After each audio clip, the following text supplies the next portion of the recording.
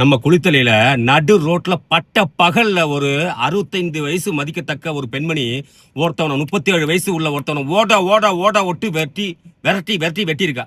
எதுக்காகனா தன்னோட 4 வயசு பேத்திய பாலியல் வன்கொடுமை செஞ்சுட்டான் அந்த நாதாரி. அதனால ஓட ஓட விட்டு வெட்டியிருக்கா. என்னோட பார்வையின்படி அது சரி. ஏன்னா சலவை சட்டை போட்ட அரசியல்வாதிங்க சட்டத்தை தன் பாக்கெட்லயும் கருப்பு அங்கி போட்ட வழக்கறிஞர்கள் சட்டத்தை தான் அக்கிலேயே வச்சுட்டு சுத்தும் பொழுது மக்கள் தன்னோட பாதுகாப்புக்காக சட்டத்தை கையில் எடுக்கிற தப்பு இல்லை அப்படின்னு நான் நினைக்கிறேன். நீங்க பின்பற்றணும்னு அதை சொல்லலை.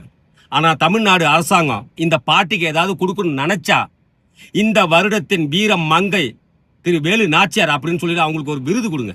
அதுதான் சரியா இருக்கும். சட்டம் மக்களை பாதுகாக்கிறதுக்கு தான் சட்டம் ஏற்றினாங்க. சட்டத்தை பாதுகாக்க மக்களை படைக்கல. அதை கொஞ்சம் யோசனை பண்ணி பார்த்துக்கோங்க. இது போல ஒவ்வொரு மக்களும் தன்னோட நியாயத்தை கேட்க ஆரம்பிச்சாதான் இந்த பாலியல் வன்கொடுமை பண்றவங்க இதுக்கப்புறம் தொட்டா தன்னோட கழுத்தை அறுத்துருவாங்களோ தான் கொலையை அறுத்துருவாங்களோ அப்படின்னு சொல்லிட்டு பதறணும்.